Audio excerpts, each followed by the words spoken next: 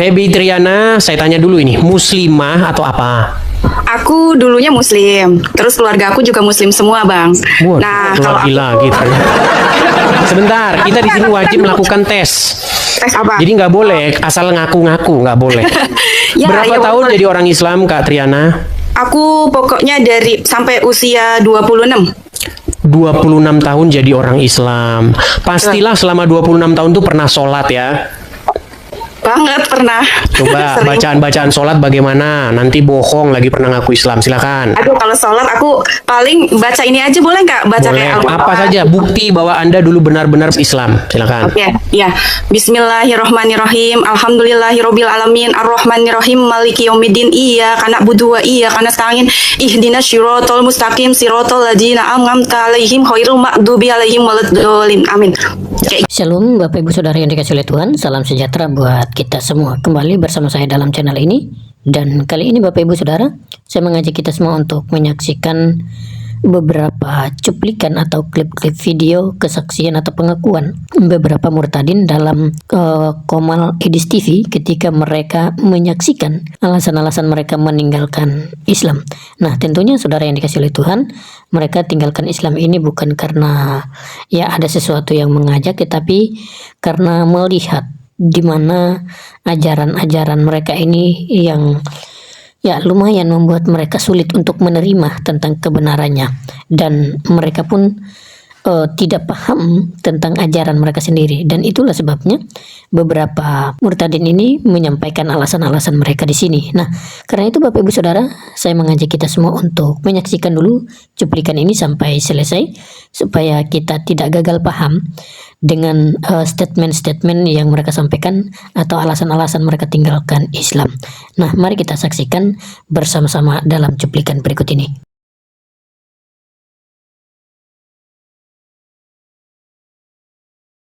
Selamat malam Kak Angeli. Saya mau tanya dulu nih, Kak Angeli ini Muslim atau Kristen? Muslim. Muslim, cantik-cantik kok Muslim sih. Oke, coba kita tes dulu kalau Anda benar-benar seorang Muslimah. Coba baca Al-Fatihah dulu coba. A'udzubillahiminasyaitonirrajim. Bismillahirrahmanirrahim. Alhamdulillahirabbil alamin. Arrahmanirrahim. Maliki yaumiddin. Iyyaka na'budu wa iyyaka nasta'in. Ihdinas siratal mustaqim. Siratal ladzina an'amta 'alaihim ghairil maghdubi 'alaihim waladdallin. Sah nih, sah. Baik, sah dia. Sebentar, saya mau tahu ini mualaf kah? Muslim sejak lahir kah atau bagaimana? Sejak lahir, cuman saya belum paham, maksudnya belum terlalu Mendalami. mendalami gitu. Ya kan itu sudah saya bilang setiap hari. Setiap saya live selalu saya bilang alasan seseorang Islam itu karena dia nggak ngerti agama Islam. Jadi saya tidak heran kalau ada ungkapan-ungkapan seperti itu. Saya Islam tapi tidak paham agama Islam. Ya kalau Anda paham pasti Anda akan meninggalkan agama Islam.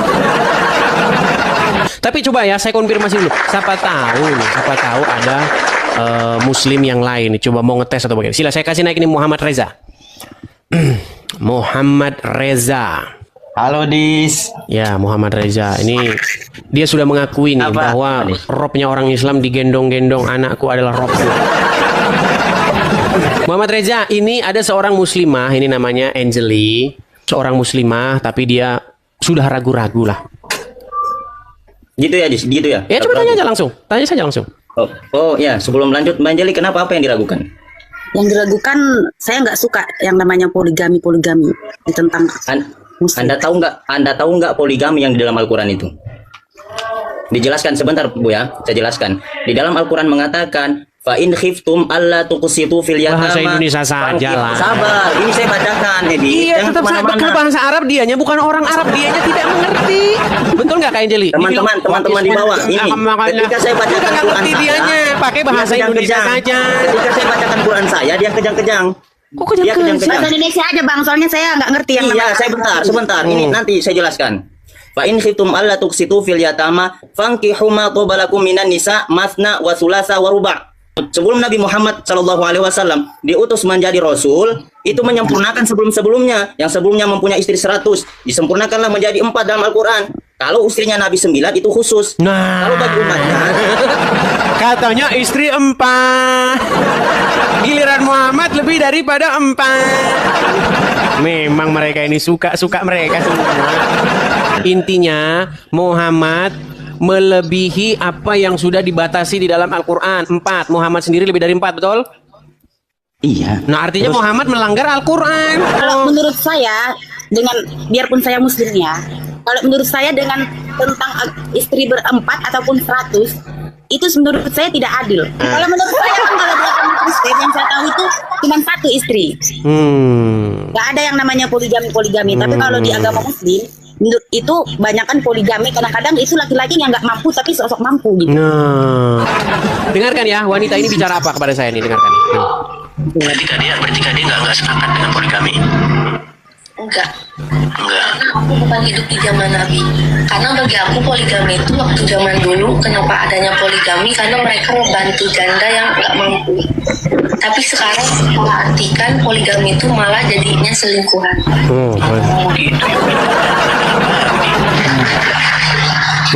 Tuh kan, katanya poligami itu katanya menjadi ajang selingkuhan tuh.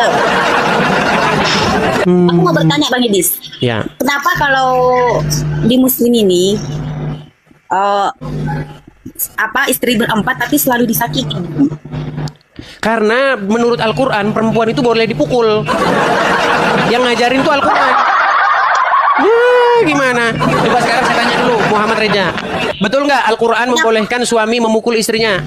Terus kenapa kita semakin Di mana, Dis? Bentar dulu, Anjali. Di mana, Dis? Kenapa kita Di mana, Dis? merasa kayak gimana ya? Makin jahat gitu, kenapa ya? Gimana? Kalau kita semakin tahu tentang agama Muslim ini, kita semakin Kenapa? Semakin apa? Artinya semakin mengarahkan kita. Itulah Anda. Ya, beda dengan muslimah yang lain daripada Anda. Anda saja ini tunjuk kasar sekali dengan wanita, ditunjuk. Enggak, saya nggak kasar loh. Saya menjelaskan. Sekarang saya tanya, menurut Al-Quran boleh nggak mukul istri? Di mana itu mukul istri perbolehkan? Baik, Edis. coba buka surat An-Nisa ayat 34. Coba buka. Oh, buka lah datanya. surat Nanti saya An-Nisa buka ayat datamu 34. juga. Nanti ini giliran saya bertanya bisa. Boleh, silakan. Mana? Buka. Quran apa? An-Nisa An-Nisa. ayat 34. Ayat 34. Silakan baca. Edis. Ya Allah ya Karim. Sudah jadi orang Islam berapa tahun? Anda Ini, tidak tahu agama Dis. Islam boleh mukulin istri. Oh, Coba, tentang ayat coba ini. baca. Bismillahirrahmanirrahim. Artinya saja, nggak usah lama-lamain. الرجال قوامون على النساء بما فضل الله بعضهم على بعض. Oh, tentang ayat ini.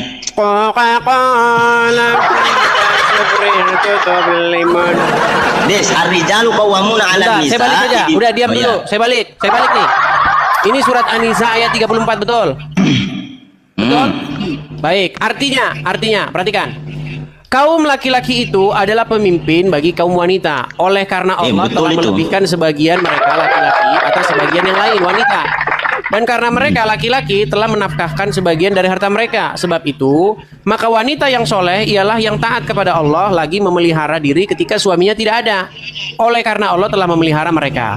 Wanita-wanita yang kamu khawatirkan nusyusnya, maka nasihatilah mereka dan pisahkanlah mereka dari tempat tidur mereka dan apa ini?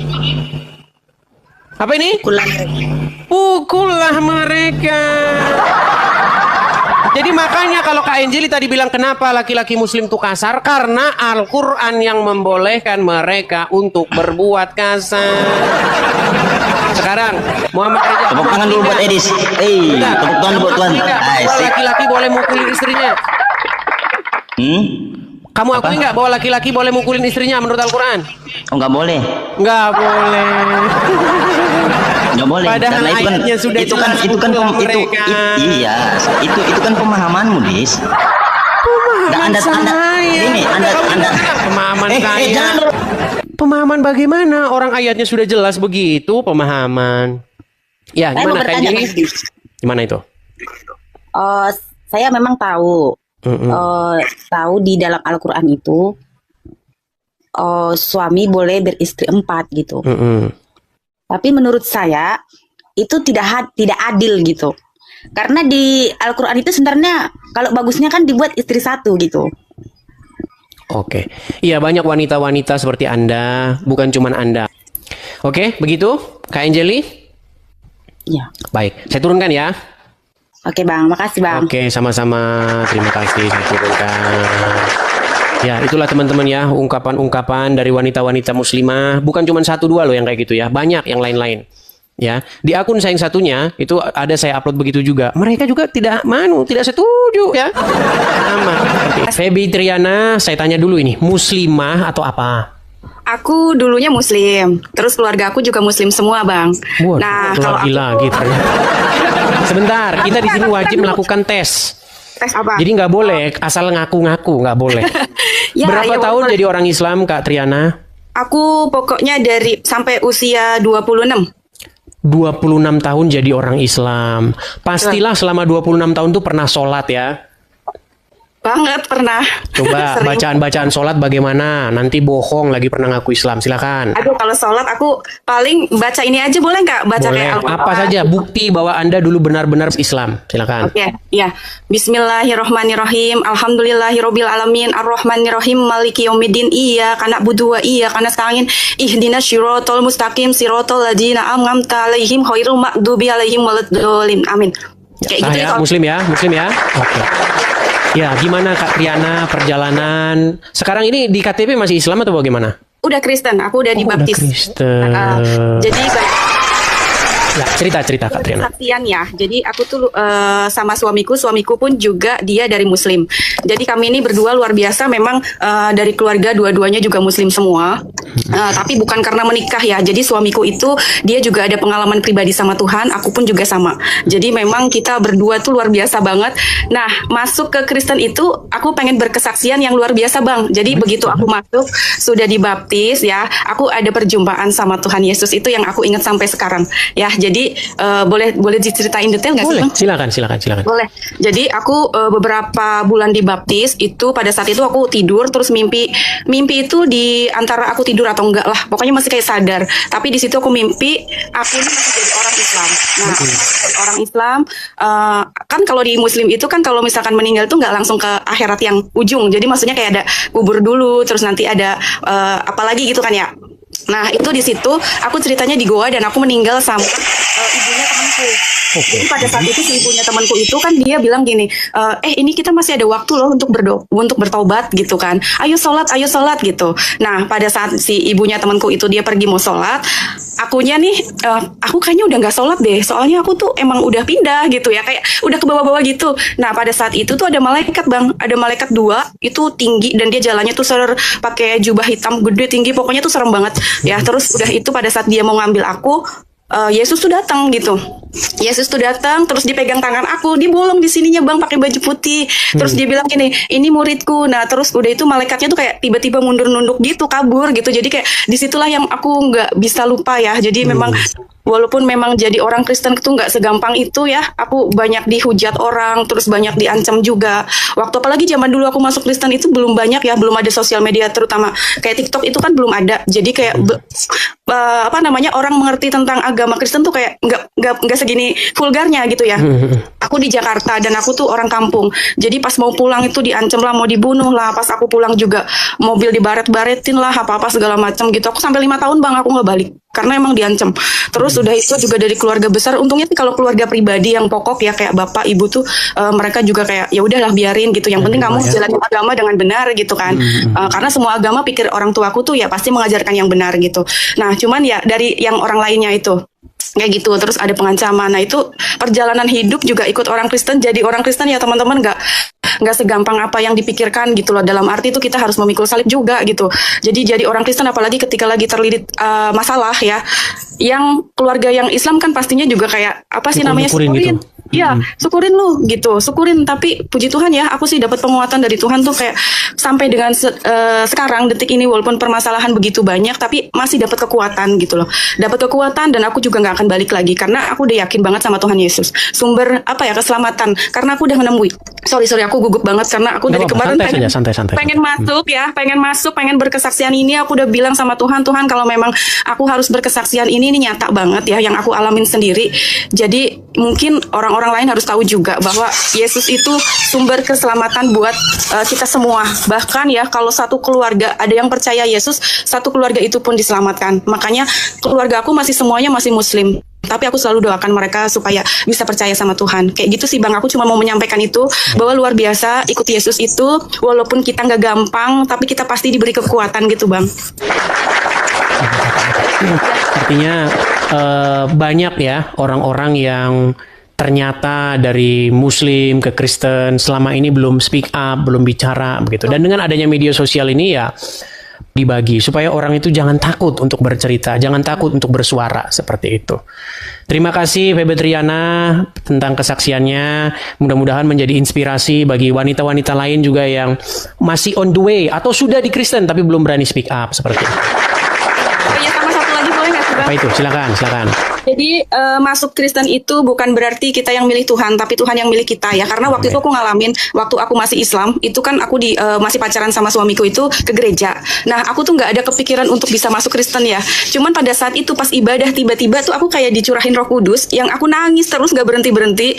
Tapi rasanya tuh damai sejahtera, bukan nangis karena sedih atau kecewa atau apapun. Kesakitan tuh enggak. Jadi kayak aku nangis terus nggak berhenti-berhenti sampai beberapa jam. Dan itu tapi rasanya damai sejahtera. Itu Bang. Jadi kayak kalau orang bilang, lu milih Kristen itu, lu milihnya gimana? Itu nggak bisa dijelasin. Karena memang Tuhan sendiri yang memilih kita gitu loh. Gitu sih. Udah satu itu doang. Oke, mantap. Oke, terima kasih Kak Triana karena saya juga menjaga ya kepada orang-orang yang baru keluar dari Islam menuju Kristen. Saya tidak mau bahas Islam, nanti Anda jadi dicari-cari gara-gara saya bahas Islam. Oke lah, gak apa-apa, gak usah bahas Islam dulu. Anda bercerita saja bagaimana kepindahannya. Oke, begitu saja Kak Triana. Oke, terima kasih Oke, banyak. terima kasih Kak Triana. Saya turunkan ya. Oke, saya turunkan. Ya, jadi Juma, Yusuf PI udah nangis-nangis nonton di Riva udah nangis-nangis nonton di bawah. Jangan-jangan Riva juga. Saya juga sebenarnya pengen masuk Kristen ini. Teman-teman ada info mengenai pernyataan Riva kepada saya. Saya dikirimin video karena yang inbox saya itu teman-teman kan banyak ya. Sehari itu saya bisa balasin pesan ya 500-an pesan yang saya balas. Begitu ya. Jadi sabar ya. Nah, ada inbox ada pesan ya dari salah satu teman tentang pernyataan Riva ya terhadap Edis TV. Mari kita dengarkan ya. Kenapa Edis itu tidak seriungkan? Karena intonasi bicara dia, kata-kata yang dia pakai memang tidak ada indikasi kehujatan. Yang menghujat Raja Seks itu bukan kehujatan loh. Coba yang Karena memang tidak ada indikasi penghujatan, tidak ada. Kalau saya katakan Muhammad sebagai rajanya SEX, ada data. Dan itu diakui oleh lawan debat saya ketika itu, namanya Arash. Ada datanya di mana Muhammad itu diberikan kekuatan seksual setara dengan 30 pria. Wanita itu seperti sedang berhubungan dengan 30 pria sekaligus. Kekuatan Muhammad seperti ada hadisnya. Muhammad diberikan kekuatan setara 30 pria dalam urusan seksual. Tapi dalam sebuah ayat Al-Quran, Muhammad itu kalau menghadapi 2 wanita saja, itu yang bantu harus banyak. Allah membantu. Dan juga para malaikat. Dan juga Jibril. Wah, banyak lagi, banyak. Itu fakta ya. Saya berasal dari Padang, teman-teman. Saya berusia 26 tahun. Ya, saya latar belakang keluarga saya memang tidak terlalu fanatik dengan agama. Ada beberapa hal yang mungkin pada saat itu tidak terlalu taat pada agama, tetapi dari sana juga saya dibesarkan dengan keluarga yang broken home juga. Ya, saya dilahirkan pada tanggal 13 April tahun 1999, ya, di mana di usia saya yang ke-5 hari, bapak kandung saya sendiri itu pergi meninggalkan saya. Pergi meninggalkan itu bukan berarti dia meninggal, tapi ibarat kata kabur. Nah, kabur dan tidak bertanggung jawab. Dan memang pada saat di mana itu semua saya belum tahu ceritanya secara jelas, dan saya tahu cerita itu ketika mama saya telah meninggal. Nah, setelah mama meninggal, mama cerita bahwasanya saya bukan anak dari papa tiri saya, dan saya memiliki papa tiri. Nah, setelah saya berusia 7 tahun, saya tinggal di pemukiman di mana itu mayoritasnya Kristen semua. Ya, saya tinggal di Padang, di tepatnya di Payakumbuh, di mana komplek di rumah tersebut mayoritas orang Kristen. Nah, jadi ketika saya mau berkunjung, mau bermain dengan anaknya, saya selalu melihat ornamen-ornamen gitu kekristenan maupun figur dari foto ataupun tanda salib di dalam rumahnya. Itu bentuk simbolis yang maksud menurut saya bahwasanya dia itu adalah orang yang percaya. Pada saat itu memang saya juga tidak tertarik dan tidak terlalu dalam banget untuk mengenal akan hal tersebut. Dan memang dulunya saya di dalam kehidupan saya di agama sebelumnya itu tidak terlalu intim dan tidak terlalu mengenal secara pribadi bagaimana perwujudan Nabi yang saya percaya, Allah yang saya sembah dan lain sebagainya macamnya. Ya, tetapi itulah pengalaman pribadi saya. Saya bukan menjustifikasi, tapi itulah kebaikan Tuhan Yesus dalam kehidupan saya. Jadi ketika saya beranjak usia 8 tahun sampai 13 tahun, saya belajar di sebuah PPA, yaitu tempat pengajian Al-Quran. Ya memang di situ dasar fondasi kehidupan orang-orang yang percaya ketika mereka mau mengenal siapa itu Allah, rukun Islam, rukun iman dan lain sebagainya macamnya pengajaran. Disitulah awal dasarnya untuk mereka belajar. Dan saya mendalami itu semua dalam segi hal apapun yang saya pelajari itu memang menurut saya sesuatu hal yang biasa saja. Itu hanya memutuskan sebuah keputusan saya pribadi itu hanya formalitas dan itu hanya sebuah sampel bagi kehidupan saya adalah bukan sampel tapi syarat untuk bagaimana saya bisa bersosialisasi, bagaimana saya bisa diterima di sekolah, ya kan, harus melalui tahap tersebut, teman-teman. Jadi ketika setelah selesai di madrasah atau TPA mengenal Al-Quran dan sebagainya macamnya, di situ saya tidak mengalami sesuatu hal apapun dalam kehidupan saya.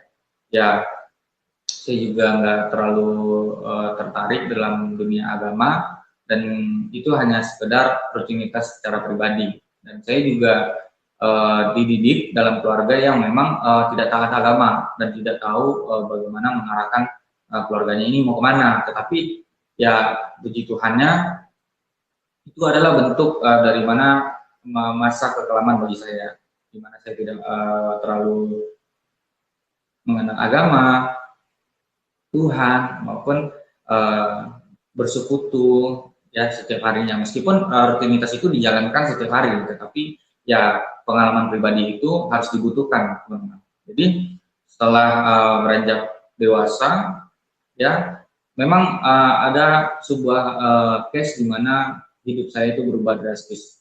Saya memang ditetapkan oleh keluarga, tinggal di keluarga tiri, ya dari bapak tiri saya menekan saya dan lain sebagainya macamnya, dan keluarga saya juga tidak harmonis. Nah, dari situ saya memiliki pikiran yang tidak karuan dalam mengambil sebuah tindakan keputusan maupun saya selalu yang namanya traumatik di usia 13 tahun. Jadi di usia 13 tahun itu saya sudah mengkonsumsi obat penenang untuk self defense sama self control dalam diri saya pribadi. Jadi itu semua yang saya alami progres dalam kehidupan sangat-sangat yang menurut saya tidak akan saya ulangi itu untuk kedua kalinya. Jika ya di mana saya saat saya jatuh mungkin itu bukan solusi lagi bagi saya ketika saya sudah percaya dengan Tuhan Yesus. Dan setelah beranjak usia saya remaja 17 tahun, mama saya dipanggil Tuhan, mama kandung saya. Dan dari situlah terbuka cerita bahwasanya saya itu bukan anak dari papa saya selama ini. Nah, jadi papa saya selama ini itu saya dibesarkan oleh papa tiri, dan di situ diakui bahwasanya beliau bukan papa kandung saya. Dan secara nggak langsung otomatis otak saya dan lain sebagainya macamnya yang ada di tubuh saya itu kayak udah blank, ya tidak ada yang namanya sebuah pengharapan maupun semangat hidup. Yang adanya masalah, depresi dan lain sebagainya macamnya yang membuat saya runtuh dalam menjalani kehidupan. Dan beberapa kali saya juga memutuskan untuk mengakhiri hidup saya. Ya memang ada beberapa tahap yang saya alami waktu dimana saya usia 17 tahun itu, pergumulan yang sangat luar biasa dan pergaulan yang sangat luar biasa juga. Ya di masa-masa yang kelam tersebut ada terbesit dalam pikiran saya untuk mengakhiri hidup dengan menggunakan yang namanya ekstasi, obat-obatan terlarang. Namun pada saat itu memang saya mengkonsumsinya dengan skala besar, ya bisa dihitung itu lebih dari 30 butir yang saya konsumsi pada saat dimana saya sudah tidak tahu mau ngapain lagi, harus mau ngapain lagi gitu. Tapi tidak ada refleks dari dalam diri saya, cuman saya hanya tertidur selama 3 hari. Selama 3 hari, dan pada akhirnya saya bangun, dan saya berpikir, kenapa ya saya masih hidup, dan saya mengalami perjalanan kehidupan yang sangat pahit seperti ini. Dan pada akhirnya, di usia saya 18 sampai 20 tahun, itu saya memulai kehidupan saya dengan pergaulan yang tidak sehat. Ya mulai dari narkoba, merokok, minum, mabuk-mabukan dan lain sebagainya macamnya yang merusak kehidupan saya dan masa depan saya. Dan saya mengambil keputusan itu karena saya merefleksikan otak saya, bahwasanya otak itu perlu yang namanya meditasi. Meditasi saya dengan cara yang salah. Jadi ketika saya mengambil keputusan akan hal tersebut, itu tidak menjamin kehidupan saya akan bagus ke depannya. Tetapi itu adalah sebuah sandungan bagi kehidupan saya. Bukan masalah yang selesai, tetapi masalah yang makin bertambah dalam kehidupan saya. Dan pada akhirnya tahun 2021, awal tahun 2021 itu, saya memutuskan bulat untuk pergi merantau ke Jakarta. Niat saya untuk merantau ke Jakarta itu mengubah nasib, bahwasanya saya tidak ada yang saya harapkan lagi di kampung saya. Tidak ada yang namanya respect dari keluarga, saudara, maupun siapapun yang nggak ada yang peduli sama saya. Dan berarti saya adalah orang yang terbuang. Ya, jadi saya orang yang terbuang, dan puji Tuhan, pada saat dimana saya mengambil komitmen untuk merantau, pada tanggal 8 Januari tahun 2021, saya merantau pergi ke Jakarta. Ya, saya tidak memiliki kenalan di Jakarta, dan perspektif saya atau pandangan kehidupan saya untuk selanjutnya adalah merubah nasib dan mencari pekerjaan dan bagaimana saya bisa sukses di perantauan ini. Tetapi banyak hal yang saya alami, mulai dari saya tidak ada kenalan, keluarga, saudara, dan lain sebagainya macamnya. Pada akhirnya pada malam saat itu saya linglung, tidak tahu mau ngapain. Nah, ketika saya memiliki yang namanya kontak di sosial media, saya menghubungi beberapa baru kenal di Jakarta. Saya menghubungi mereka, bahwasanya saya sudah nyampe di Jakarta dan mereka memberikan saya tempat tinggal untuk beberapa hari. Dan kemudian ada teman dari kampung juga menghubungi saya, bahwasanya saya sudah di Jakarta. Dan setelah saat itu, memang ada beberapa hal yang menurut saya ini adalah tantangan kehidupan saya. Ketika saya memang benar-benar justru untuk mau mengubah nasib dan kehidupan saya untuk ke depannya. Dan pada akhirnya saya tinggal dengan saudara saya di Tangerang, dan saudara saya tersebut ditelepon dari Padang. Nah, pada saat itu saya tidak tahu, saudara. Jadi saya tidak tahu bahwasanya saya memiliki saudara jauh di Tangerang. Jadi saudara saya dihubungin, dan pada akhirnya saya nyampe di Tangerang. Nah, pada akhirnya saya sampai di Tangerang, saya berpikir bahwasanya saya tidak mau diam diri di rumah saudara, dan pada akhirnya saya mau untuk bekerja. Dan pada saat itu ada pekerjaan yang menawarkan kepada saya untuk menjadi ABK di Muara Angke. Jadi pada saat itu saya dihongkoskan ke Muara Angke. Ya, sampai di Marangke. Disitulah dimulai bagaimana perjalanan rohani saya, bagaimana Tuhan melawat saya, dan dalam bahasanya itu adalah sebuah hidayah dan anugerah dalam kehidupan saya. Jadi ketika malam dimana saat saya pulang dari sebuah musola tempat mes tersebut, jadi saya berdoa dengan sesuai dengan keyakinan saya bahwasanya saya ingin mau mengubah kehidupan saya dari sebelumnya. Bahwasanya kehidupan saya sebelumnya itu bobrok dan tidak tahu arah, dan saya mau ingin berubah dan menjadi orang yang sukses. Nah, pada malam saat itu saya setelah selesai pulang dari musola, saya tidur di mes, dan pada malam hari itu teman-teman dan saudara yang terkasih, saya dapat sebuah anugerah penglihatan melalui sebuah mimpi, di mana di dalam mimpi tersebut saya bertemu dengan figur yang telah saya lihat ketika saya umur 7 tahun, ya. Dia menghampiri saya, bahwasanya di mana kondisi saya pada saat itu di dalam alam bawah sadar saya pada saat itu tubuh saya berlumuran darah dan berbagai macam luka dan sayatan yang ada di dalam tubuh saya, dan sampai alat panca indera saya yang berfungsi cuma mulut saya. Dan pada saat itu cahaya yang terang menghampiri saya, dan figur yang pernah saya lihat tersebut menghampiri saya, dan ketika saat itu dia memberi saya sebuah air minum, itu 1 gelas kecil, dan saya meminum air tersebut dan saya langsung sembuh. Dan dia tidak membicarakan identitasnya siapa, tetapi saya pernah melihat gambar tersebut di dalam kehidupan nyata saya di umur 7 tahun. Nah, pada saat itu saya berpikir, apa alasan dia untuk memberikan saya air dan menyembuhkan saya, gitu.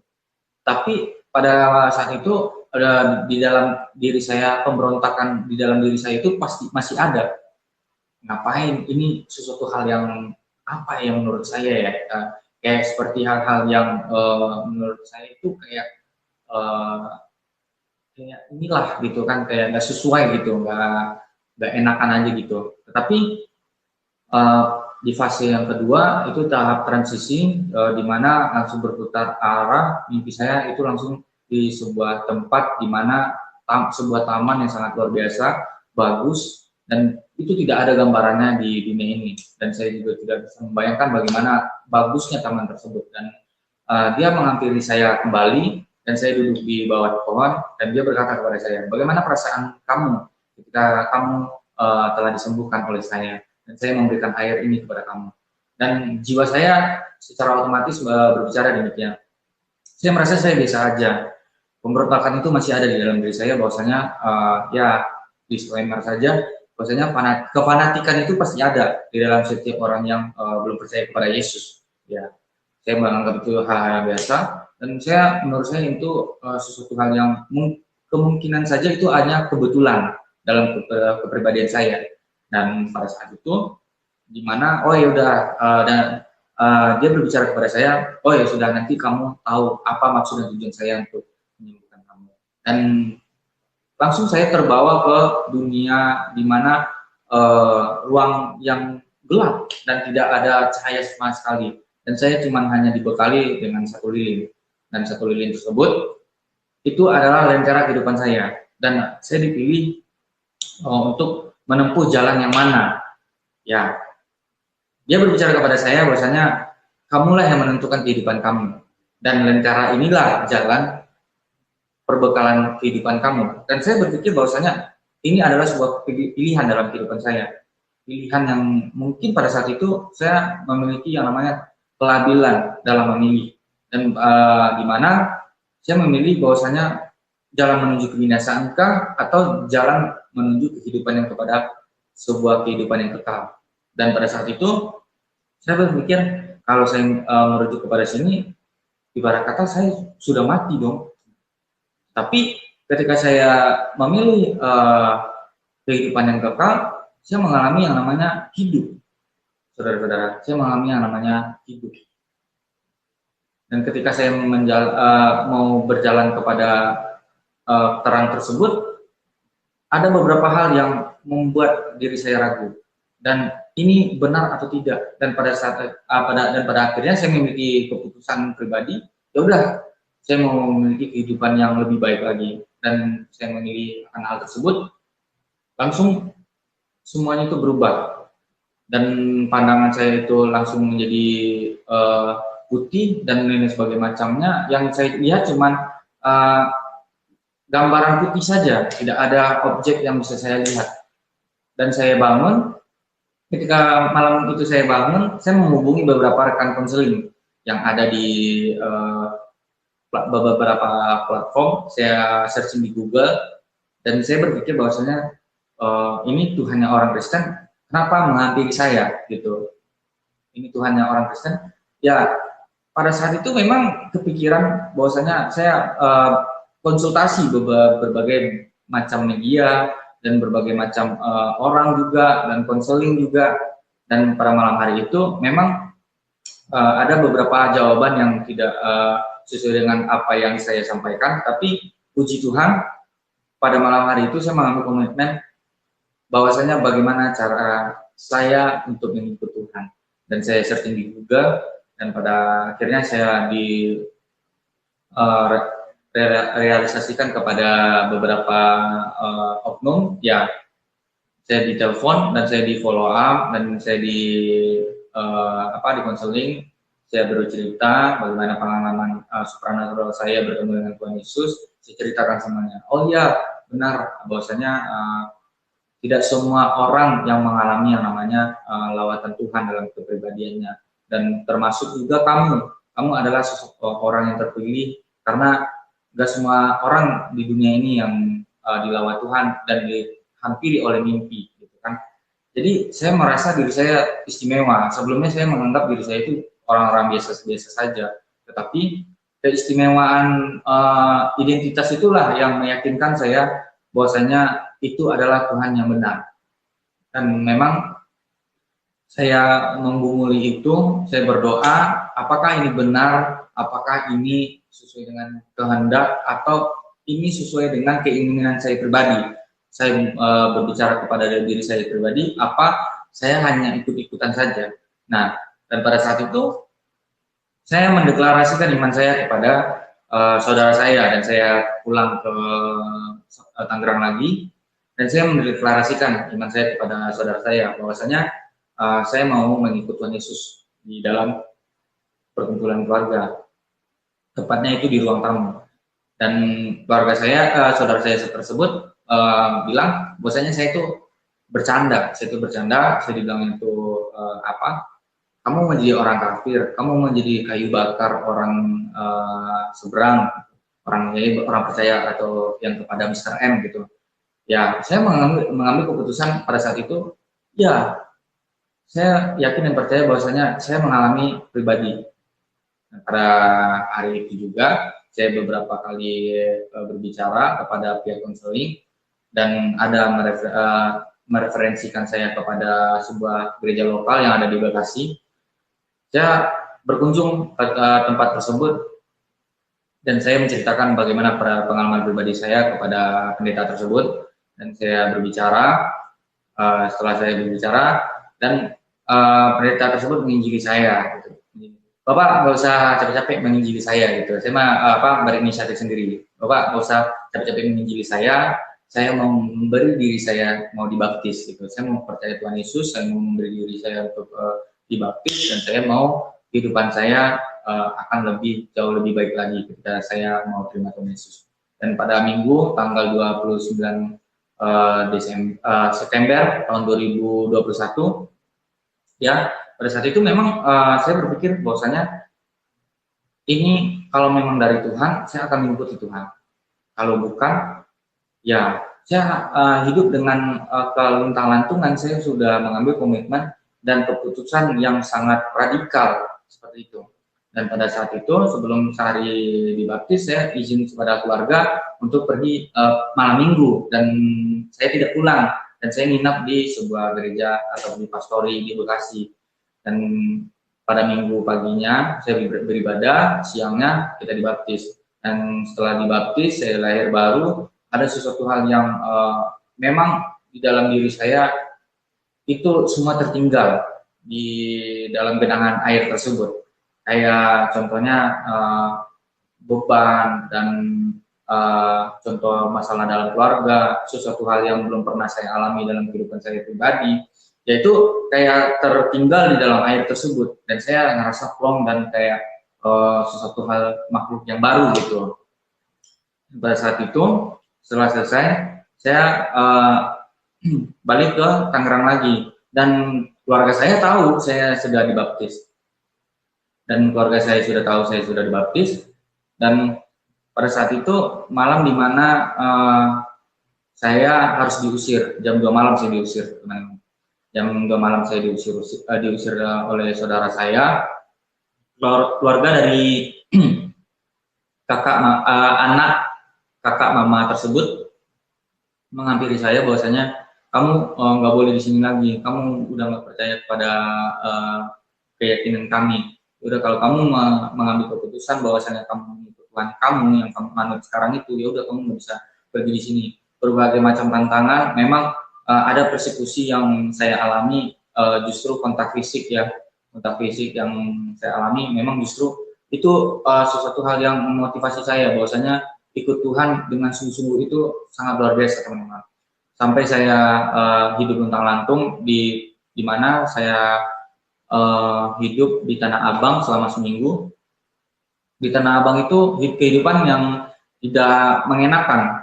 Saya tidur di pinggir emperan ruko-ruko, dan kadang diusir sapam, kadang saya memakan hasil sisa-sisa makanan di tong sampah gitu.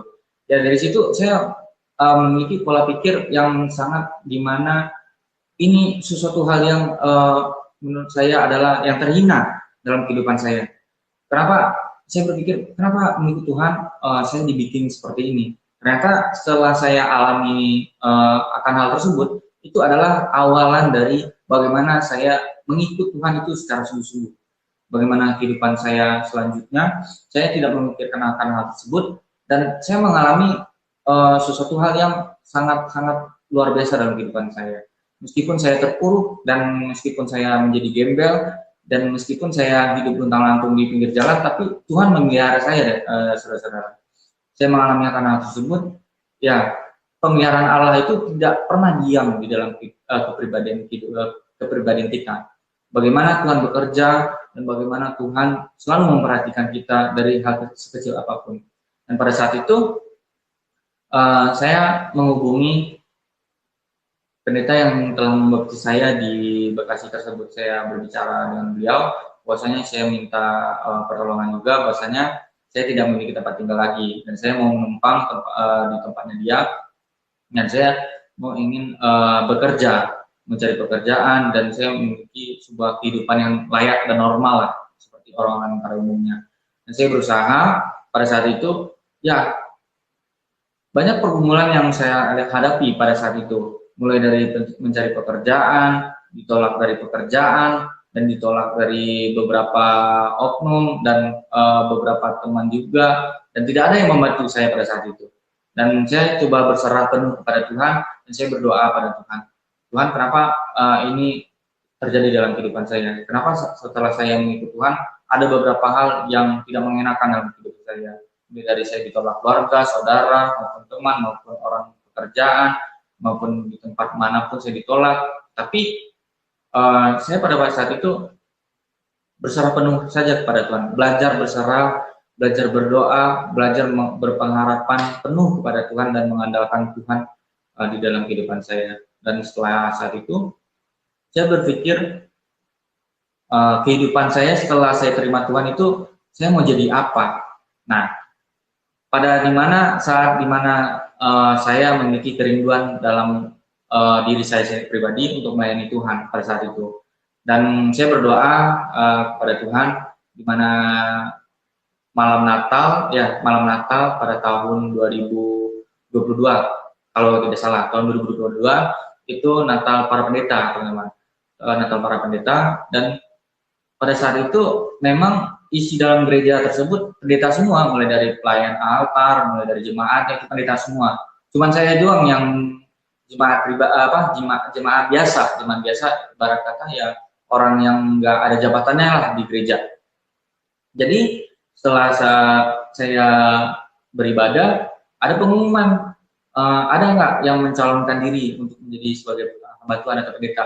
Dan saya memiliki kerinduan yang sangat luar biasa pada saat itu untuk melayani Tuhan. Secara basic saya nggak bisa yang namanya musik dan dalam pelayanan di altar, tetapi mungkin ini caranya untuk bisa melayani Tuhan. Dan pada saat itu saya berpikir bahwasanya ini cara kesempatan saya untuk melayani Tuhan. Dan tiba-tiba tangan saya terangkat sendiri ketika saya ditanya siapa yang akan mencalonkan diri sebagai jadi hamba Tuhan atau pendeta. Dan tiba-tiba otomatis tangan saya terangkat sendiri, teman-teman. Tangan saya terangkat sendiri, dan pada malam hari itu, memang orang di dalam gereja tersebut kan pendeta semua. Yang mungkin ada beberapa orang yang menganggap dirinya itu jemaat biasa, nggak ada. Tetapi pendeta semua, mungkin mereka mengangkat tangan, ya kan.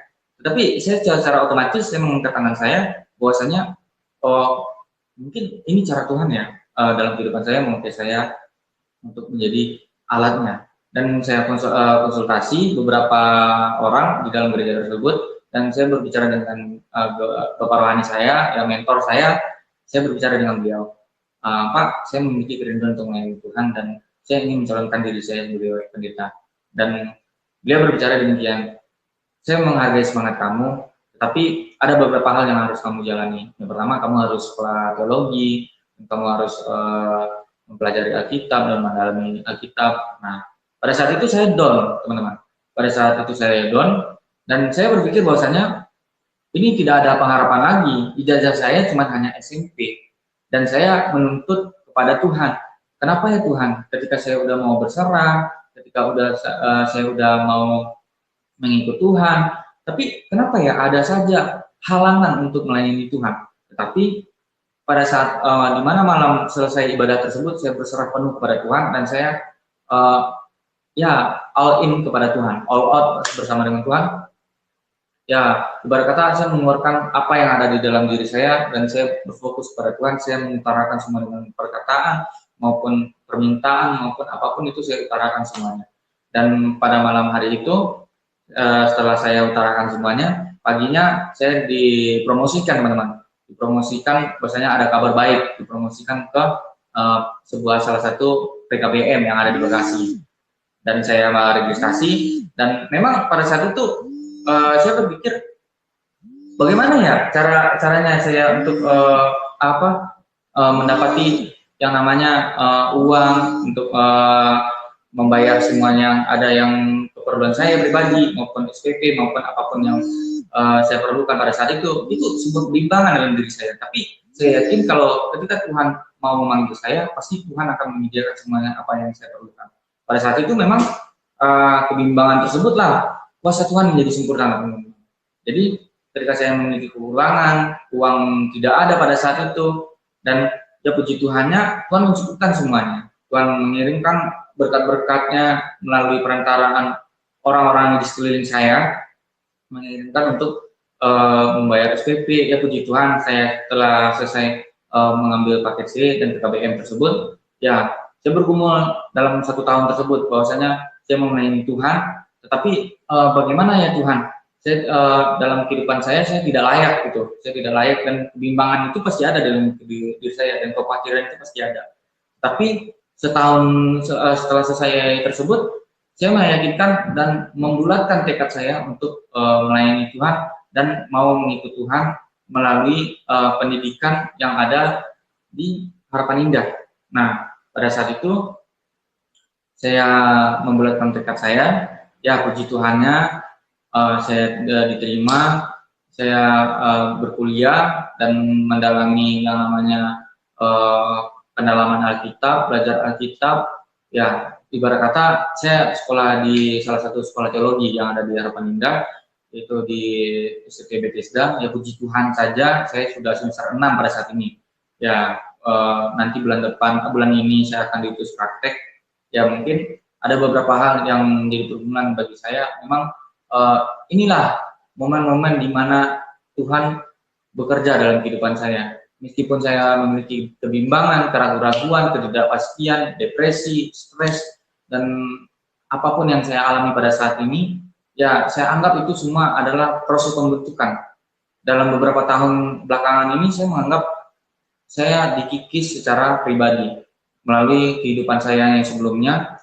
Bagaimana kehidupan saya yang sebelumnya itu sesuatu hal yang tidak berkenan bagi Tuhan, sesuatu yang paling jahat di hadapan Tuhan. Tapi saya mau memperbarui diri saya melalui kehidupan saya yang baru, mengikut Tuhan, dan mengikuti semua yang ada di dalam kehidupan saya. Dan beberapa hal yang saya alami secara pribadi maupun itu mukjizat, apapun yang saya perlukan, apapun yang saya alami pada saat ini, itu semua penyertaan Tuhan sangat luar biasa dalam kehidupan saya. Ya, kenapa saya memiliki tekad yang bulat untuk mengikut Tuhan Yesus? Ya, saya mengalami secara pribadi, teman-teman. Saya mengalami secara pribadi bahwasanya bagaimana sejak awalnya saya dipanggil, bahwasanya itu adalah sebuah pemberitaan yang sangat luar biasa bagi saya. Itu adalah hidayah dan anugerah yang tak terbayangkan dalam kehidupan saya, dan memang itu sesuatu hal yang pergumulan memastikan itu adalah dari Tuhan atau tidak. Itu ada yang namanya pengujian, teman-teman. Ketika kita menerima anugerah maupun hidayah, itu harus diuji, maupun bentuk fisik, iman, dan kerohanian kita. Bukan hanya sekedar semerta-merta kita menerima, tetapi kita tidak melakukan apa-apa. Tapi bagaimana prospek kehidupan kita itu dibentuk, teman-teman. Mulai dari tata kehidupan kita, bahasa, etika, moral, dan bagaimana kayak kita bisa mengasihi Tuhan dan mengasihi sesama. Jadi ajaran yang Tuhan Yesus ajarkan di dalam dunia tersebut itu sesuatu hal yang bertolak belakang dari logika dunia. Bayangkan beberapa hal yang Tuhan ajarkan kepada murid-muridnya pada saat itu, konteks pada zamannya. Jadi ketika saya membaca akan hal tersebut, ini sesuatu hal yang nggak logis. Tetapi itulah pengajaran yang berasal daripada surga. Mana ada pengajaran daripada surga yang berbicara bahwasanya ketika kita dianiaya maupun dicaci, dimaki, maupun ditampar pun sekalipun, kita tidak pemalas, malah justru kita memberkati, mendoakan. Itu ajaran mana yang mengajarkan akan hal tersebut? Di agama mana, di kepercayaan mana yang mengajarkan akan hal tersebut? Tidak ada, saudara-saudara. Banyak orang yang berpandangan bahwasanya jalan menuju kepada surga itu banyak. Nah, tetapi saya mendeklarasikan pada saat ini, tidak ada satupun kepercayaan yang bisa menjamin kehidupan saudara yang bisa sampai kepada surga tanpa melalui Yesus. Bahwasanya di mana Tuhan pun berada di pada sisi kita, di situ pun juga kita akan ditempatkan. Di mana? Ya di surga. Karena Yesuslah yang punya kunci kerajaan surga. Bahwasanya Yesuslah yang memiliki otoritas langit dan bumi serta surga. Jadi saya bersyukur sekali ketika saya menerima Tuhan Yesus sebagai Tuhan dan Juru Selamat. Nah, kehidupan saya rasa saya terjamin, saudara-saudara. Kehidupan saya terjamin, bahwasanya bagaimana masa depan saya, kehidupan saya untuk selanjutnya, maupun dalam kematian saya pribadi, saya mendeklarasikan iman saya bahwasanya Tuhan itu sangat luar biasa. Nah, jadi itulah yang menjadi sebuah kesaksian dalam pribadi saya, bahwasanya di mana pengalaman pribadi saya ini bisa membuat motivasi saudara-saudara dan teman-teman yang pendengar setia yang berada di channel YouTube Pastor Yusuf Manubulu. Ya, ini sebuah channel yang memberkati saudara-saudara, di mana orang-orang Kristen yang kehilangan pengharapan maupun mengeluh tentang akan kehidupan, bahwasanya Tuhan itu tidak ada. Percayalah teman-teman, itu adalah bentuk pengujian iman kita, bahwasanya proses dalam kehidupan kita itu butuh ada yang namanya pembuktian, bahwasanya kita pengikut Tuhan yang setia. Mengikut Tuhan bukan hanya sekedar kita hanya meminta, tetapi bagaimana kita melakukan apa yang menjadi kehendaknya, apa yang menjadi menyenangkan hatinya, bagaimana kita bisa berkenan di hadapannya. Baik, demikianlah kesaksian saya. Ya, oke, baik. Puji nama Tuhan, Bapak Ibu Saudara. Itulah kenyataan yang sedang terjadi hari-hari ini, di mana banyak sekali orang yang menerima Yesus sebagai Tuhan dan Juru Selamat mereka secara pribadi, dan alasan-alasan mereka baru saja kita dengarkan ya, bahwa ada berbagai macam alasan-alasan mereka tinggalkan Islam, mulai dari ketidaksetujuan mereka terhadap masalah poligami, itu salah satunya, terus masalah toleransi dan lain sebagainya ya. Dan memang kalau kita lihat mereka ini berangkat dari kondisi atau kenyataan yang sedang terjadi di Indonesia, di mana yang mengakunya umat beragama yang menjunjung tinggi cinta kasih atau toleransi, justru di sanalah toleransi itu dirusak oleh mereka sendiri ya, dimana ketika mereka menggaung-gaungkan toleransi, di sanalah mereka merusaknya dengan cara apa? Melarang orang beribadah, melarang agama lain beribadah. Contohnya ya yang kita lihat seperti yang terjadi hari-hari ini ya, itulah yang terjadi. Lalu akhirnya mereka melihat kalau memang ini adalah agama yang benar, maka tidak mungkin imannya setipis tisu ya. Dan bukan cuma itu saja Bapak Ibu yang menjadi alasan mereka, banyak sekali. Masalah poligami itu juga. Nah, padahal sudah ada yang namanya poligami, tapi kenapa santriwati-santriwati yang menjadi sasaran empuk bagi orang-orang yang dikatakan oknum lah ya, disebut atau dipanggil oknum, tetapi ini justru berjamur terjadi ya. Nah, inilah yang menjadi alasan-alasan mereka. Dan yang berikutnya adalah masih mengenai tentang pemahaman tentang kitab sucinya sendiri ya. Tadi di awal cuplikan kita dengarkan ya alasannya, bahwa hanya pintar berbahasa asli atau berbahasa Arab, tetapi artinya tidak dipahami. Dan ketika mereka mengerti atau memahami artinya, maka percayalah, mereka pasti akan tinggalkan Islam dan pilih menjadi pengikut Kristus. Nah, inilah yang terus digaungkan Edis TV ya. Ya memang kita lihat ini bukan hasil atau bukan karena semua karena Edis TV, bukan, tetapi ya kita percaya bahwa ini semua adalah rencana Tuhan. Namun kita percaya bahwa melalui Edis TV yang Tuhan pakai untuk menyadarkan banyak orang tentang berbalik kepada kebenaran yang sejati, yaitu di dalam Yesus Kristus. Nah, karena itu Bapak Ibu Saudara, biarlah menjadi refleksi bagi kita secara pribadi cuplikan video ini, supaya dimana ketika kita berada dalam situasi-situasi tertentu, melihat yang terjadi saat ini, kita tidak gegabah, kita tidak bingung, kita tidak putus asa. Karena itu andalkanlah Tuhan senantiasa, akuilah Tuhanmu, maka percayalah keselamatan maka keselamatan menjadi bagian dari dalam kehidupanmu. Andalkanlah Tuhan senantiasa ya, dan jangan berhenti untuk terus belajar, memperdalam iman dan keyakinanmu sebagai seorang percaya, sebagai seorang pengikut Kristus. Belajarlah tentang sejarah-sejarah, belajarlah firman Tuhan, bacalah Alkitab, dan libatkanlah Tuhan dalam segala tindakanmu. Ya, demikian dari saya. Tuhan Yesus memberkati kita semua. Salam damai sejahtera. Shalom.